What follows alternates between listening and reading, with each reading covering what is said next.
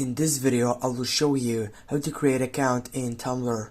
First, you need to open up that application and you get right here. As you can see, you have sign up or login with these two side selections, and I recommend you to get and create account by getting your Google session, which you have also account there, and simply you're gonna just get it off or connect that stuff. Just go select which account you got on your Google session, and after you get done with all that stuff, you need to enter your age right here.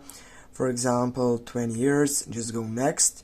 And here you need to add your username. For example, we're gonna go with, and as you get that nickname or username, firstly they're gonna check if there is available username like that one, and as you can see now they have got me that name. Now you need to follow something because they want to know what you are into. For example, animals, or I don't know, architecture or art.